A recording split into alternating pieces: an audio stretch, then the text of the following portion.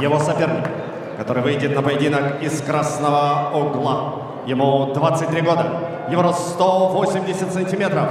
Он представляет команду Акбар и РЭМ-93. Его профессиональный рекорд состоит из 6 ярких побед.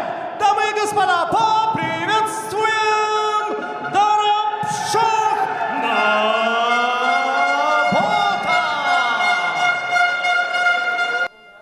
Ассалому алайкум дӯстон ва тамошобинони муҳтарам. Нашунидам нагӯед ва ба ҳар тоҷику тоҷикистонӣ расонед, ки Доробшоҳ Наботов, як размандаи тоҷике, ки 24 октябр дар Абу-Даби, Имороти Муттаҳидаи Араб дар нишасти матбуотии UFC 308 ғайричашм дошт аз гиребони Дана Уайт гирифта хоҳиш кард, ки ба UFC шартнома бандад дар набардҳои Лигаи Зомби Корея 14 декабри соли 2024 барои ба UFC роҳ хат гирифтан ширкат меварзад.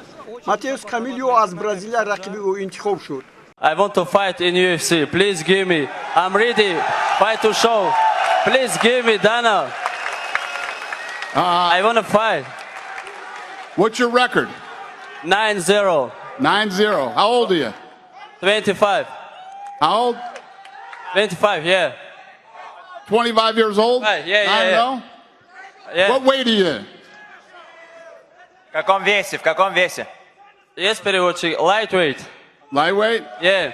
Where were you on the Doesn't Contender matter. Series? The Contender Series just ended. Where were you? Oh, yeah. I'm ready. You ready? Give me chance, please. Yeah.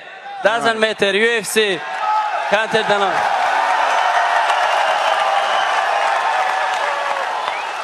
вохӯрӣ бо як сценарии нонавиштае шурӯъ шуд ва расонаӣ гардид. Уайт каме хиҷолат кашид, табассум кард ва саволонаш ҷавоб гирифт ва Доробшоҳро ба наздаш даъват кард.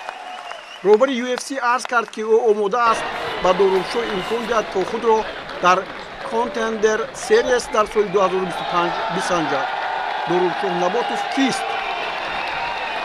Доробшоҳ Наботов як ҷавони 25-солаи тоҷик, ки 31 январи соли 1999 дар вилояти Хатлони Тоҷикистон ба дунё омадааст.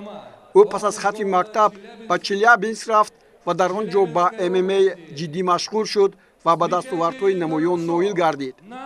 соли 2017 Наботов дар риштаи панкратион қаҳрамони Русия ва соли 2019 дар чемпионати Аврупо оид ба MMA, ки дар Рими, Италия баргузор шуд, ғалаба кард. соли 2020 варзигари ҷавон дар чемпионати федералии Урал оид ба самбои муҳорибавӣ низ медали тиллоро соҳиб шуд. танҳо Доробшоҳ соли 2019 дар мусобиқоти қаҳрамонии ҷаҳон оид ба MMA дар шаҳри Манамаи Баҳрайн ширкат карду дар набарди аввал мағлуб шуд. 13 январи соли 2018 Наботов аввалин мусобиқаи касбии MMA-ро дар MMA Samara Battle of the Volga 2 анҷом дод ва дар он ҷо бар Баргаҷи Аҳмад Бабаев пирӯз шуд. аз соли 2021 ӯ мунтазам ҳамчун варзишгари касбӣ дар мусобиқаҳо иштирок карда рекорди худро ба 9-0 расонид. гузашта аз ин Доробшоҳ дар Лигаи Русия ҳунарнамоӣ кардааст. 2 ноябри соли 2023 ӯ бо Мурод Биларов рақобат анҷом дода пирӯз шуд ва дигар рақобат накард. соли 2025 Наботов барои бастани шартнома бо UFC бояд дар мусобиқаи Лигаи Зомби Корея худро нишон диҳад ва дар сурати пирӯзиаш бар Матеус Камилия аз Бразилия ва амалҳои шодкунандааш бо UFC шартнома хоҳад баст. ба Доробшоҳ Наботов пирӯзӣ ва комёбӣ орзумандем.